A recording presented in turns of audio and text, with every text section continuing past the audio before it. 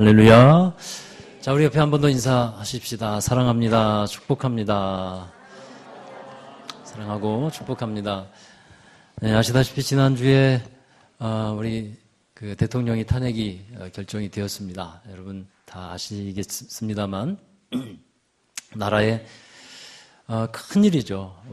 왕 또는 대통령이 바뀐다는 것은 그 역사에 있어서도 나라에 있어서도 큰 일입니다. 그래서 우리가 이때를 하나님의 일하심 또 하나님의 섭리 가운데 있다라고 보고 또 나라를 위해서 기도하시는 여러분 되기 바랍니다. 한 2달 있으면 또 대통령 선거가 있게 된다고 하는데 정말 하나님의 사랑과 정의와 공의가 이루어지는 그 나라가 되어질 수 있도록 나라의 지도자가 참 중요하거든요. 그래서 꼭 기도해 주시고 또 관심 갖고 함께하는 여러분 되시기 바랍니다. 말씀을 전하면 오늘 여러분 교회 하브루타라고 하는 책이 있는데 교회 하브루타라는 책에서 이런 내용이 있습니다. 사탄은 우리가 성경을 읽어도 내버려 둔다. 찬양을 해도 사탄은 내버려 둔다. 예배를 드려도 내버려 둔다. 교회 봉사를 해도 내버려 둔다. 그러나 회개할 때는 가만히 있지 못한다. 사탄이 가장 싫어하는 것이 회개다. 이렇게 적고 있어요. 여러분 이 책에서 왜 사탄이 회개를 가장 싫어한다고 말하고 있을까요? 그것은 회개를 통해서 이루어지는 놀라운 결과가 있기 때문입니다. 회개라는 것은 하나님을 등지고 살아가고 있던 사람이 하나님께로 돌아오는 것을 말해요. 그러니까 사탄이 가장 싫어하는 것이 바로 그거라 하는 말씀이에요. 우리가 예배를 드릴 수 있습니다. 말씀을 읽을 수 있습니다. 그런데 예배를 통해서 하나님께 나아가지 못한다면 그 예배의 가치를 어디에서 찾을 수 있을까요? 우리가 말씀을 봅니다. 근데 말씀을 읽는 거 참 중요하지만 반드시 우리가 그 말씀을 통해서 예수님을 찾지 못한다면 말씀으로 찾아오신 예수님을 만나지 못한다면 말씀의 가치를 우리가 어떻게 찾을 수 있을까요? 여러분 예수님이 책망하신 사람들 바리새인과 서기관들이 있죠. 또 율법사들이 있는데 당시 그들처럼 성경에 통달한 사람들이 없었어요. 그런데 그들의 문제가 무엇이었습니까? 그들에게는 회개의 열매가 없었다라는 거예요. 즉 하나님께로 돌아오지를 않았다라는 것이 문제였습니다. 세례 요한이 이제 요단강에서 세례를 베풀 때에 바리새인과 사두개인들이 이 세례 요한에게 세례받고자 나옵니다. 그것을 보면서 세례 요한은 독설을 퍼붓죠. 독사의 자식들아 하면서 누가 너희 보고 임박한 진노를 피하라 하더냐. 그러므로 회개에 합당한 열매를 맺으라. 이렇게 이제 세례 요한이 말을 해요. 여러분 바리새인과 사두개인은 그 당시에 이제 종교 지도자급 또 관리들에 속해 있는데 이 사람들은 전부 다 하나님 안에서 살아간다고 하는 사람들이었어요. 그런데 주님이 보실 때는 아니었다는 거예요. 주님께 돌아온 상태가 아니었다는 겁니다. 그러니까 하나님을 향해서 하나님을 위해서 사는 것이 아니었고 하나님을 등지고 살고 있었다는 거예요. 그래서 회개에 합당한 열매를 맺어라. 세례 요한은 그렇게 말했어요. 여러분 회개는 하나님을 향해서 돌아오는 것입니다. 자신의 삶을 하나님께 맞추어서 살겠다고 하는 그 고백이며 또 삶의 헌신이 바로 회개인 것입니다. 지금 우리가 사순절을 지나고 있잖아요. 이 사순절은 특별히 우리가 바라보고 주목해야 하는 것이 있어요. 그것이 뭐겠습니까? 십자가입니다. 이 사순절에 특별히 우리는 십자가를 봐야 합니다. 여러분 이런 찬양이 있죠. 세상 등지고 무엇을 봅니까? 십자가 보네. 세상 등지고 십자가 보네. 세상도 보고 십자가도 보고 그럴 수 없다는 거예요. 우리가 십자가의 방향과 세상을 향한 방향이 다르다라는 것입니다. 여러분 우리가 어떤 사람이었습니까? 우리는 세상 속에 살면서 세상을 바라보고 가장 중요한 삶의 가치를 세상에 두고 살았던 사람들이에요. 아마 지금도 그러한 부분들이 남아있을 겁니다. 남아있을 수 있어요. 그런데 하나님은 정말 우리가 중요하다고 생각하면서 추구하고 있는 가치가 있는데 그 가치를 하나님께 맞추라. 이렇게 말씀하고 있는 겁니다. 저와 여러분이 하나님께 맞춰가는 삶이 되기를 다시 한번 주의 이름으로 축원합니다. 여러분 하나님은 중요한 생명과 이 생명의 삶을 우리를 위해서 주셨고 그것을 하나님의 나라에 두셔서 하나님 나라로 우리를 부르십니다. 그러니까 초대하신다는 거예요. 우리를 하나님의 나라로 들어와라 하고 초대하시는데 우리 모두가 초대장을 받은 겁니다. 그리고 이렇게 자리에 나왔다고 볼 수 있어요. 그러나 한 가지 우리가 더 신중하게 생각할 것은요. 교회에 나왔으나 정말 우리가 회심해서 하나님께로 돌아와 있는가? 하나님의 부르심과 초대의 기쁨으로 나와 있는가? 이것을 우리는 점검해 봐야 하는 겁니다. 온전한 회심이라는 것은 우리가 온전히 하나님을 향하여 나아간다라는 것을 말하고 있거든요. 그래서 우리가 정말 온전한 회심이 될 수 있도록 그렇게 신앙생활을 또 예배를 그렇게 드려야 하는 것입니다. 자, 오늘 본문의 말씀을 돌아가면 오늘 본문의 말씀은 큰 잔치의 비유라고 하는 말씀인데 예수님께서 이 비유를 말씀하게 된 배경을 보면 이렇습니다. 한 바리새인의 집에 예수님이 초청을 받아요. 그리고 그 바리새인 집에서 같이 식사를 나누는데 그때 한 사람이 이렇게 말합니다. 하나님 나라에서 떡을 먹는 사람이 복이 있습니다. 그러자 예수님은 이어서 큰 잔치의 비유를 이렇게 예를 들어서 설명해 주시는 거예요. 여러분 이 비유의 내용을 보면 이렇죠. 한 주인이 종을 시켜서 여러 사람들을 잔치자리로 초대합니다. 주인이 잔치를 만들어 놨어요. 그리고 나서 잔치에 오십시오 하고 초대하는데 이렇게 전합니다. 잔치가 준비되었습니다. 그리고 거기엔 모든 것이 준비되어 있습니다. 그러니 여러분 어서 오십시오. 자, 이렇게 잔치를 준비하고 초청하는데 이때 주인의 마음은 어떠했을까요?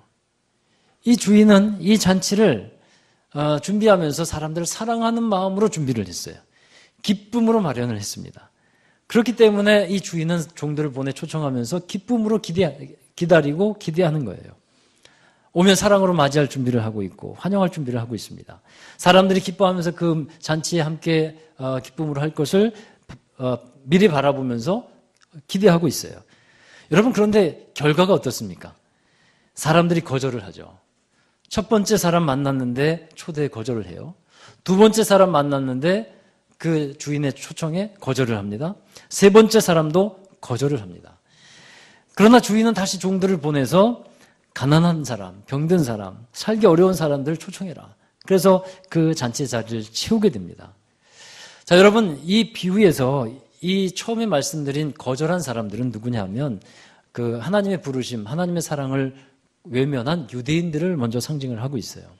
그리고 다시 잔치자리에 들어와 앉게 된 사람들은 이방인들을 뜻하고 있는데 근데 이 비유를 통해서 예수님께서 우리에게 말씀해 주시고 싶은 것이 있습니다. 첫 번째 뭐냐면 하나님은 하나님의 나라로 우리를 부르고 계신다고 하는 사실입니다.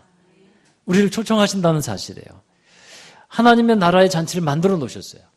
그리고 사람들을 초청합니다. 19세기의 위대한 설교가 중 하나인 스펄전 목사님이 이런 말씀을 했어요. 설교할 수 있는 수많은 성경의 본문이 있지만 그 내용은 하나로 귀결이 된다. 그 하나가 뭐냐면 그것은 인생을 부르시는 하나님의 초청이다. 이 모든 성경의 구절구절들은 다 사실은 하나로 귀결될 수 있다는 거예요. 하나님께서 부르신다고 하는 거죠. 그러니까 이 성경은 하나님의 초청장과도 같은 겁니다. 이 성경을 통해서 하나님이 우리에게 이제 말씀하시는 궁극적인 것은 뭐냐면 하나님께로 돌아와라. 그리고 하나님 나라가 있으니 거기 안에서 살아가라 하는 말씀인 것입니다. 저는 하나님이 불러주신 것에 대해서 참으로 감사하면서 살고 있어요. 제 이름을 아시고 불러주시는 것에 대해서 너무도 감사하고 있습니다. 여러분 불러주시겠다는 것은요 무슨 뜻일까요? 받아주시겠다는 거예요. 그런 뜻 아니겠어요? 나를 받아주신 주님, 사랑하신 하나님이 나를 사랑하신 하나님이 너무도 감사한 것입니다. 생각해보면 은혜가 아닐 수 없어요. 오늘 성가대 찬양 어떻게 딱 알고 은혜로다 이렇게 찬양을 하셨는데 생각해보고 또 생각해봐도 이게 하나님의 은혜가 아닐 수 없습니다. 하나님께서 나 같은 사람을 아시고 기억하시고 불러주시다니요. 사도 바울도 이 부분이 너무도 감사한 거였어요. 아니 예수 믿는 사람을 박해하고 또 죽이기까지 하고 핍박했는데 또 교회를 무너뜨리는 것이 그의 사명으로 여겼는데 그런 자기를 하나님께서 불러주셔서 죄를 용서해 주셨고 게다가 하나님의 자녀 삼아 주신 것뿐만 아니라 뭡니까? 하나님의 종으로서 살아가도록 했다는 것. 이것에 대해서 사도 바울은 생각할 때마다 너무도 감사한 거예요. 사도 바울이 자신의 옛날 모습을 얼마나 잘 알겠습니까? 자신이 구원받은 자로 부름을 받고 또 게다가 주의 종으로 살아갈 수 있다는 것. 그 옛날 모습을 생각할 때마다 이것은 하나님의 은혜일 수밖에 없다. 이건 전적인 하나님의 은혜다라고 생각하는 겁니다. 그래서 사도 바울이 그 은혜를 생각할 때마다 그의 마음에 드는 것이 뭐겠습니까? 오직 감사예요. 그냥 감사할 뿐이에요. 그래서 감사함으로 주의 일을 하는 거고 감사함으로 주님을 예배하고 주의 영광 돌리는 겁니다. 제가 목회를 나오기 전에 있었던 교회에 남자 집사님이 조 집사님이라고 계셨어요. 지금은 안타깝게도 돌아가셨는데 약 10년 전에 여름에 이 회덮밥을 드시고 간에 이상이 생겨서 젊은 나이에 돌아갔어요.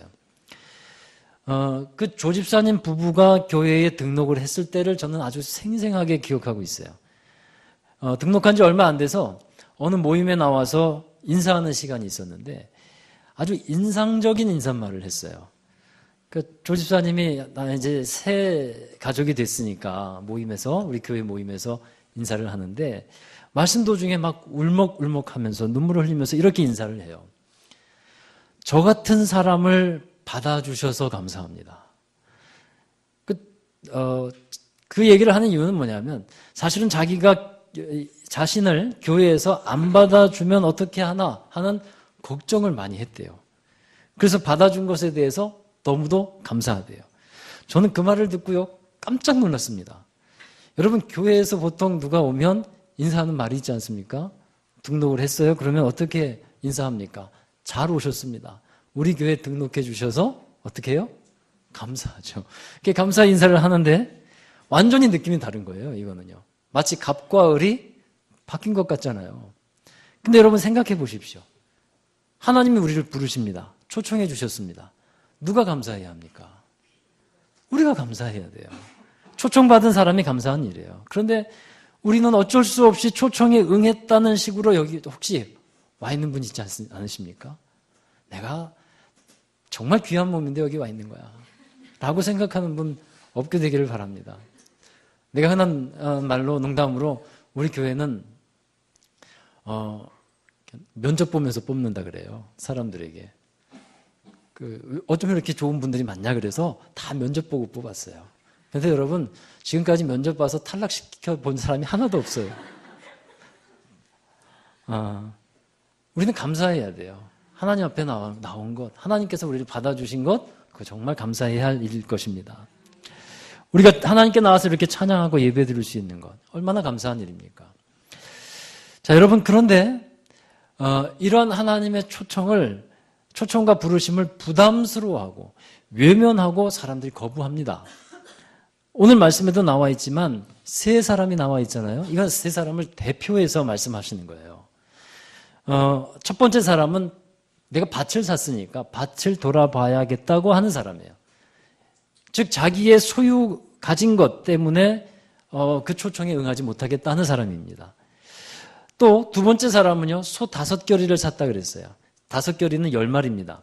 소 10마리를 사서 그 소를 이렇게 시험해 봐야 된다. 잘 부릴 수 있도록 시험해 봐야 된다 하는 사람이었어요. 그러니까 이 사람은요. 일 때문에 내가 바빠서 일 때문에 그 부름에 초청에 응답하지 못하겠다 하는 사람이에요. 세 번째로 장가 들어서 못 온다고 하는 사람이 있어요. 자, 이 사람은 어떤 사람일까요? 무엇이 중요한 사람일까요? 가정의 일 때문에 하나님의 부름을 거절하는 사람이에요. 그러니까 하나님의 부름을 거부할 정도로 그 가정의 일이 걸림이 되어 있는 사람이에요.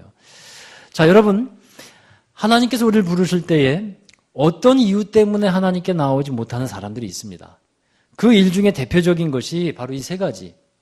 자기의 소유, 이게 걸림이 되고 또 일이 걸림이 되고 가정이라는 것이 걸림이 된다는 거예요. 그런데 생각해 보십시오. 이것들이 중요하지 않은 사람이 어디 있습니까? 소유, 일, 가정, 이거 중요하게 생각하지 않는 사람이 누가 있어요? 다 중요하죠. 이런 세 가지는 다 중요한데 우리가 중요하게 생각하지만 하나님도 우리보다도 더 중요하게 생각하시는 분이에요. 그러니까 우리가 뭔가 지금 잘못 많은 사람들이 잘못 생각하고 있는 것이 있어요. 하나님도 이 세 가지를 너무도 중요하게 여기시고 우리에게 주시기를 기뻐하고 하나님이 축복하시는 가장 대표적인 것이라는 것입니다. 그러면 여러분, 이 거절한 이 사람들에게는, 세 사람에게는 무엇이 문제였을까요? 바로 주인됨의 문제였어요. 주인됨. 소유, 일, 가정, 이것의 주인됨을 이들은 자기가 주인됨을 내려놓지 못했다는 겁니다. 제자들이 예수님을 따라 나갔을 때 모든 것을 버려두고 예수님을 따라갔다고 했어요. 모든 것을 내려놓고 따랐습니다. 예수님을 믿는다는 것은 바로 이런 겁니다. 내가 쥐고 있는 것, 내가 주관하고 있는 것을 내려놓아야만 주님을 따를 수 있는 거예요. 하나님의 부름에 응답하지 못하는 사람들은 자기가 이 주인됨을 내려놓지 못하고 있기 때문입니다. 자기가 주관하고 있던 소유의 문제, 일의 문제, 가정의 문제를 완전히 포기하고 주님을 따르라는 것, 이런 것인 줄 알고 그렇게 나아가는데, 물론 포기해야 합니다. 그러나 여러분, 우리가 알아야 될 것은 소유나 일이나 가정이나 이것과 상관없는 삶을 살아가라고 주님께서 우리는 부르시는 건 아닙니다. 만약에 소유나 우리의 삶과는 동떨어지게 하나님께서 우리를 부르셨다면 우리는 여기 있으면 안 되고요. 지금 산속에 들어가서 돌을 닦아야 돼요. 그래야 맞아요. 왜냐하면 세상과 결별해야 되잖아요. 그런데 하나님은 우리를 그렇게 부르시지 않는 겁니다. 우리의 삶 속에서, 삶의 자리에서 하나님과 함께 하라는 거예요. 할렐루야. 우리의 삶의 영역에서 하나님이 주인 되심을 인정하라는 것입니다. 이것이 하나님의 부르심의 특징이에요. 소유, 일, 가정, 이 세 가지도 다 하나님의 나라 안에서 이루어져야 한다는 말씀이에요. 이들이 하나님의 초청을 거부한 가장 근본적인 이유는 자기의 것을 하나님께 내려놓지 못했어요. 그래서 거부하는 거예요. 여러분, 하나님의 초청을 알리는 그 종들이 있었어요. 그 종들이 하는 말을 한번 들어보십시오. 이렇게 말하고 있죠. 누가복음 14장 17절 함께 읽어보겠습니다. 잔치할 시각에 그 청하였던 자들에게 종을 보내어 이르되 오소서, 모든 것이 준비되었나이다. 아멘. 그러니까 이 잔치는 하나님의 나라를 뜻하고 있어요. 모든 것이 준비되어 있다고 말합니다. 하나님 나라의 모든 것이 준비되었대요. 그러니까 우리가 기대하는 것 이상으로 하나님은 더욱더 풍성한 은혜를 준비해 놓고 계시다 하는 사실입니다. 그 다함 없는 하나님의 은혜를 우리에게 주시기를 기뻐하시는 겁니다. 그것도 이사야 55장의 말씀을 빌면 하나님의 은혜를 어떻게 와서 살아라고 합니까? 돈 없이, 값 없이 와서 살아. 그 비싼 은혜를 누구든지 와서 귀하게 받으라 말씀하고 있어요. 사랑하는 여러분, 하나님이 여러분의 삶에 더 큰 은혜를 주시기를 원하는 줄 믿습니다. 그러면요, 내가 붙들고 있는 것, 이것을 하나님께 맡겨드리는 용기와 결단이 있어야 하는 겁니다. 그것이 믿음입니다. 하나님의 초청과 부르심에 응답하고 나아가는 것이 진정한 믿음이에요. 하나님이 우리를 사랑하고 계시고 우리에게 좋은 것을 준비해 주셨음을 믿기 때문에 하나님께 나의 것을 맡기고 나의 삶을 맡길 수 있는 것입니다. 하나님께 맡기면 빼앗길 것처럼 생각되는 분들이 있다면 여러분, 하나님은 그런 치졸한 분이 아니세요. 하나님은 뺏어가는 분이 아닙니다. 더 좋은 것을 더하여 주시는 분입니다. 더 좋은 삶을 우리에게 열어주시는 분임을 꼭 믿으시기 바랍니다. 자, 이렇게 여러분, 하나님의 초청에 대해서 사람들이 거부합니다. 거부하는 이유를 말씀드렸어요. 자기의 주인됨을 내려놓지 못했다. 자, 그러자 이 주인은 그 다음에 어떻게 합니까? 다시 종들을 보내서 가난한 자들과 병든 자들과 맹인들과 저는 자들을 데려와라, 그렇게 말하죠. 그래도 자리가 채워지지 않자 산울가로 가서 사람을 강권하여서 내 집을 채워라, 명령합니다. 이 비유에 나오는 사람들 이방인이라 말씀드렸는데, 그런데 이 사람들의 특징이 다 한결같이 어떻습니까? 많이 어렵고 힘들고 부족해요. 자기 힘으로 살아갈 수 없는 사람들이에요. 여러분, 하나님의 나라의 잔치에 이런 사람, 어떤 사람들로 채워지는지 여러분 아시겠죠? 이들은 자신의 연약함을 알아요. 자신의 주인됨을 알아요. 그래서 하나님의 나라의 잔치에 들어간 것을 이건 은혜라고 생각하면서 기뻐합니다. 이런 사람들로 하나님의 나라가 채워지게 되어 있다는 거예요. 이들이 이 잔치에 들어와서 정말 세상에서는 경험할 수 없는 놀라운 것들을 경험하게 되죠. 회복과 치유와 더욱더 온전해지는 것을 이들은 경험하게 됩니다. 하나님의 나라는 바로 이러한 곳인 줄로 믿습니다. 또 교회는 그러한 곳이 되어야 합니다. 세상에서 지치고 병들고 아팠고 골맞던 것들이 치유되는 곳, 이것이 바로 교회여야 합니다. 그래서 예수님은 내가 죄인을 부르러 온 것이 아니라 죄인을 부르러 왔다.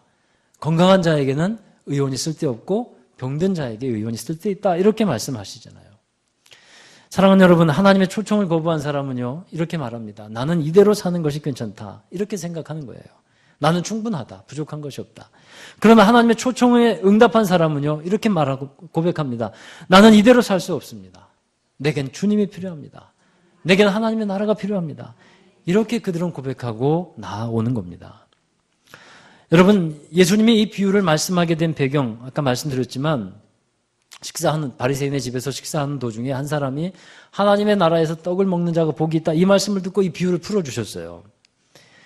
하나님의 나라에서 떡을 먹는 사람들이 어떤 사람인가요?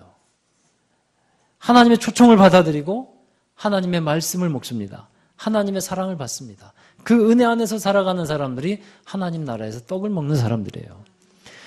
여러분, 그런 삶을 위해서 필요한 것이 있는데 세상으로부터 우리가 돌이켜서 하나님께 응답하는 우리의 행동과 결단이 있어야 한다는 겁니다.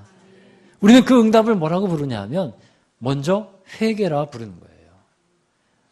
더 크게 믿음 안의 영역에 들어가 있지만 그 첫 번째 단계의 모습을 우리는 회개라고 부르는 겁니다. 누가복음 12장부터 예수님은 계속해서 이 14장까지 15장까지 회개를 강조하고 있어요. 12장에 이런 말씀이 있습니다. 내가 불을 땅에 던지러 왔다. 불을 땅에 던지러 왔다. 말씀하면서 그 불을 경험한 사람들에게 갈등과 분쟁이 일어날 것을 말씀하고 있어요. 우리에게 평화를 주러 오신 분으로 알고 있는데 내가 평화를 주러 온 줄 아느냐? 분쟁하게 하려 왔다라고 또 말씀하고 있어요. 여러분, 그 말씀이 뭐냐면요.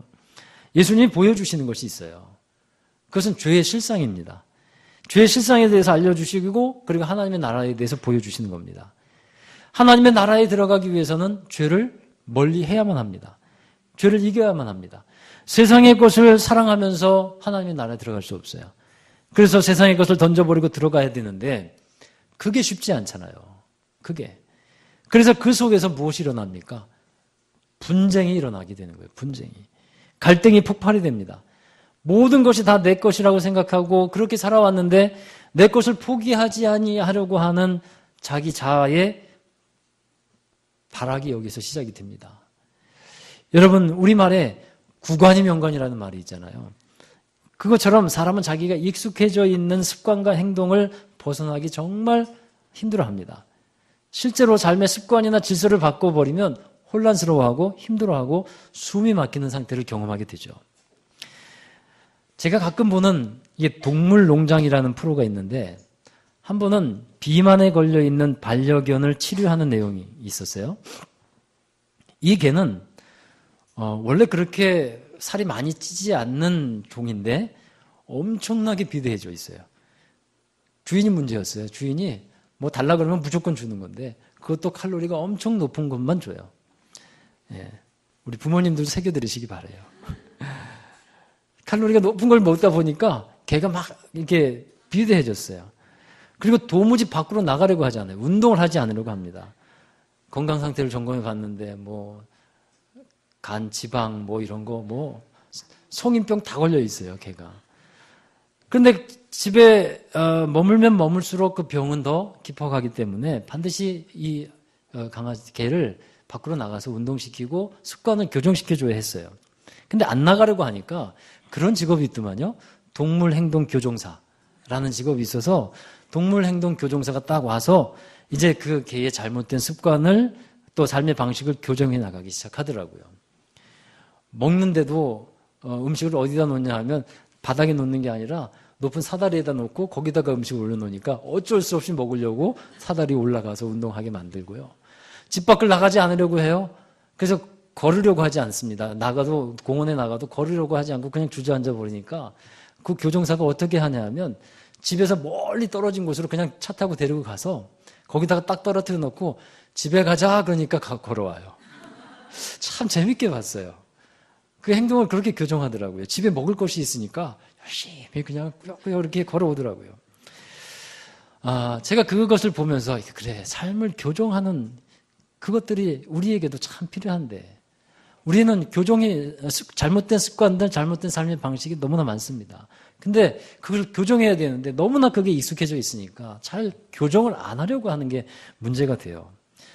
여러분, 삶의 새로운 방식을 적용해서, 은혜의 삶의 방식을 적용해서 우리가 살아갈 수 있다면 그 사람은 소망이 생깁니다. 근데 거기까지 나아가기까지 엄청난 갈등과 싸움, 고민이 있다는 거예요. 하나님께로 나아가는데 갈등과 고민이 있어요. 어떤 사람에게는 그것이 너무도 견디기 힘들어서 정말 답답하여 죽을 것 같습니다. 라고 얘기하는 사람도 있어요. 근데 여러분, 중요한 것은요, 그곳에 가야만 생명이 있습니다. 그곳에 가야만 회복이 있고 치유가 있습니다. 그러하기 때문에 힘들어도, 갈등이 돼도 이기면서 싸우면서 나가야 하는 것인 줄로 믿습니다. 누가복음 12장 58절의 말씀을 한번 보십시오. 함께 읽어보겠습니다. 내가 너를 고발하는 자와 함께 법관에게 갈 때에 길에서 화해하기를 힘쓰라. 그가 너를 재판장에게 끌고 가서 재판장이 너를 옥졸에게 넘겨주어 옥졸이 옥에 가둘까 염려하라. 여기서 말하는 재판장은요, 하나님이에요. 나중에 하나님이 재판장이 되실 때가 온다는 겁니다. 그때가 되기 전에 먼저 뭐 하라는 겁니까? 화해해라. 하나님과의 관계를 다시 바르게 하라는 거예요. 하나님과 관계를 바르게 하는 것, 화해하는 것이 무엇이겠습니까? 회개라는 거예요. 회개. 누가복음 15장에 보면 세 가지 비유가 나오지 않습니까? 잃은 양의 비유, 한 드라크마의 비유, 그 다음에 탕자의 비유, 이 세 가지가 나오는데 다 같은 내용이에요. 그 중에 100마리의 양 중에서 잃어버린 한 마리 양을 찾는 목자의 얘기가 나와 있는데요. 이 양의 목자는 한 마리 양이 잃어버리고 노심초사할 수밖에 없었어요. 어디 다치지 않았나? 어디 가서 정말 고생하고 있지 않나? 늘 잃어버린 그 양 한 마리 생각밖에 없습니다. 99마리는 자기 안에 있지 않습니까? 그러니까 안심이 돼요. 그러나 잃어버린 양은 정말 걱정이 되는 겁니다. 그래서 양을 찾아 나서죠. 언제까지 찾았다고 하냐면 찾기까지 찾았다고 그랬어요. 바로 우리가 그러한 모습이었다는 겁니다. 하나님께서 우리를 찾을 때까지 계속해서 찾아오셨어요. 우리가 주님께 나올 때까지 계속해서 부르셨어요.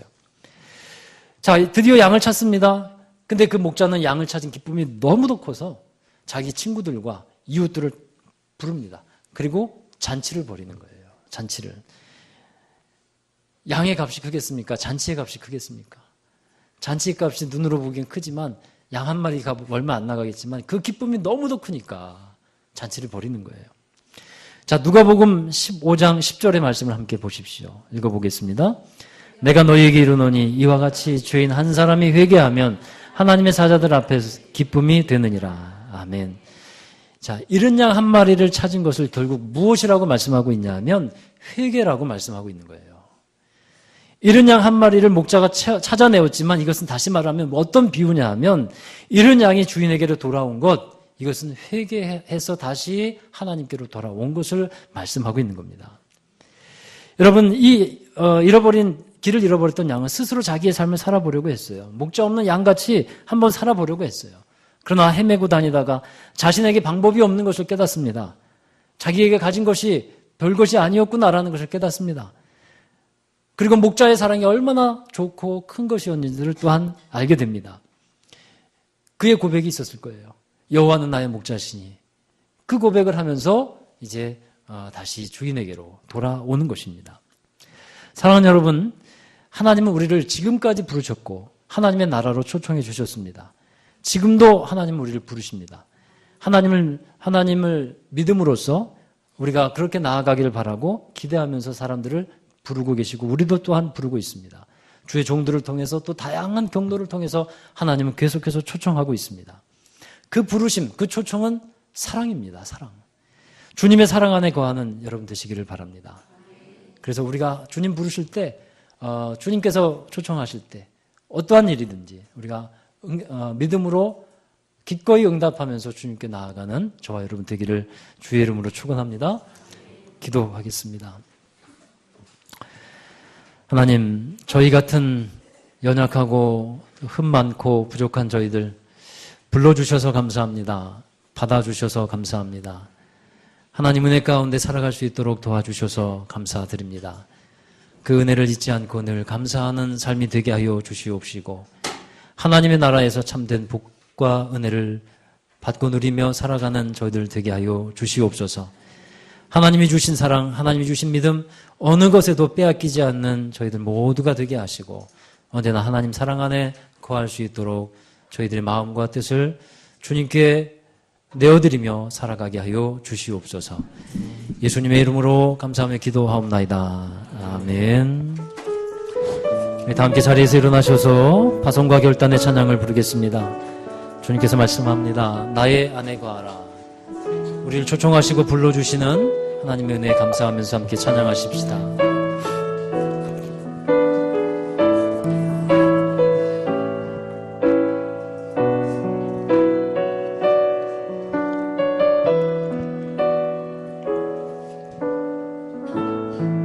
나의 안에 거하라.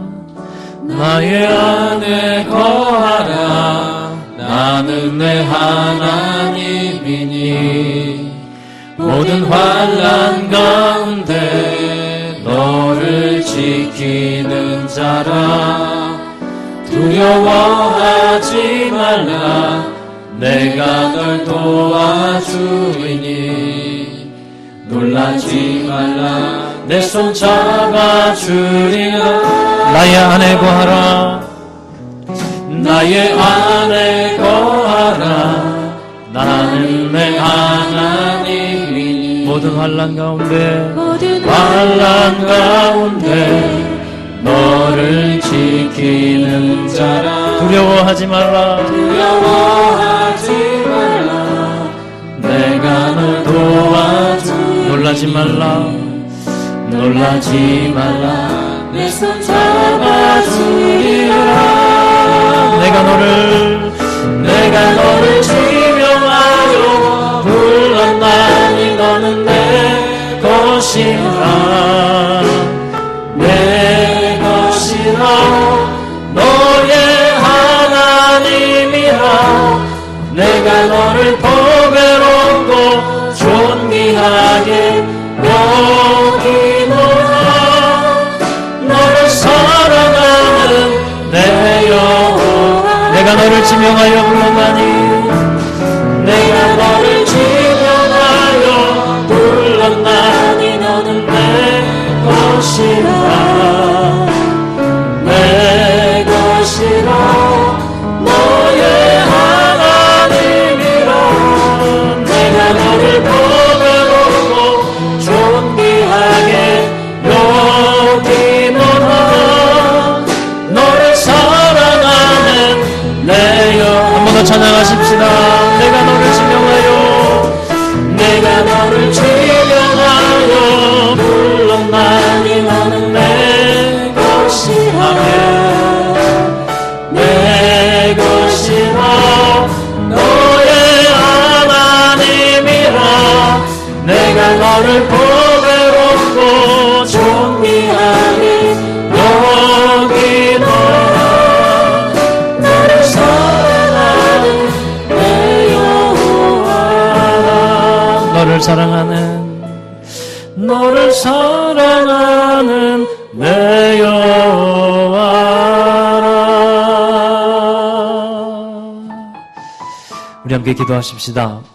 주님께서 부르실 때 외면하지 아니하고 거절하지 아니하고 그 사랑 안에 거하고 그 부르심 자체가 은혜임을 고백하며 나아가기를 원합니다. 우리가 세상에서 살아가고 있지만 우리의 삶은 하나님 안에 있습니다. 하나님 안에서 우리의 삶이 더욱더 풍성해지고 또 하나님 안에서 자유하며 참된 기쁨과 은혜를 누려야 합니다. 주님 부르실 때 그 좋은 은혜를 주시고자 준비하시고 우리를 부르실 때 우리 기꺼이 주님께 나아가는 믿음의 사람들 되기를 원하고 하나님 앞에 온전히 거하며 온전한 회개함으로 주님과 함께 살아가는 복된 삶이 되기를 원합니다. 우리 함께 동성으로 주신 말씀 생각하면서 기도하겠습니다. 거룩하신 아버지 하나님이여 감사합니다. 하나님 안에 거하고 주님 안에서 우리의 삶을 살아가기를 간절히 원합니다. 우리를 불러주신 그 하나님의 크신 은혜에 감사합니다. 주님의 사랑으로 불러주신 그 은혜에 감사합니다.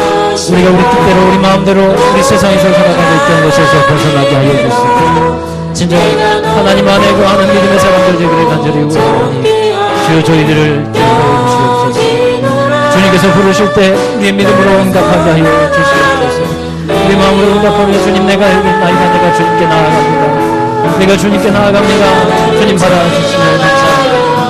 우리를 위험하지 아니하시고 잃어버린 양의 마리를 찾아다니며 아버지 하나님 첫 끼까지 찾아다니며 불러주시고 주님께 감사하며 신령 하나님의 사랑과 은혜에 감사하며 살아가는 인생이 되기를 원합니다. 하나님 나라에서 모든 것이 축복되어 있고 하나님 나라의 치유와 회복과 풍성한 은혜를 경험하는 우리를 되도록 축복하여 주시옵소서. 주님 감사합니다. 감사합니다. 주님 감사합니다. 오 예수님 감사합니다. 우리를 초청해 주시고 불러주셔서 감사합니다. 또 그 부름에 응답할 수 있는 마음과 결단 우리가 갖게 하여 주시니 감사합니다. 하나님, 세상에 살면서 우리가 하나님의 나라를 바라보고 그 안에서 거하게 하여 주신 그 은혜를 누가 알겠습니까? 우리 하나님의 나라를 경험한 자들, 하나님의 사랑을 아는 사람들만 그 기쁨을 누리게 됨을 믿습니다. 하나님 바라기는 우리 모든 한 사람 한 사람이 하나님의 사랑과 은혜를 경험하며 그 기쁨 가운데 거하는 성도들 되도록 축복해 주시옵소서. 내가 붙잡고 있는 것들, 내가 주관하려고 하는 것들, 그것이 나를 행복하게 하는 것이 아님을 깨닫게 하시고 주님께 맡기며 주님께서 주관하시고 이끄시는 삶을 가게 하여 주시옵소서. 삶이 어렵고 힘든 이들을 내가 부족합니다. 그래서 하나님만 의지하고 주님이 필요합니다라고 고백하는 그 사람들을 통해서 하나님의 나라를 이루시는 주님, 우리 모두가 날마다 고백합니다. 주님 필요하오니, 주님 부족하오니 오직 주님만이 우리의 능력이 되시고 우리의 모든 것이 됩니다. 고백하며 그렇게 삶을 살아가는 우리 모두가 되게 하여 주시옵소서. 그리하여 삶에 하나님의 놀라운 치유와 회복과 놀라운 우리가 생각하는 것 이상으로 하나님 풍성한 은혜를 더하시고 역사하여 주시옵소서.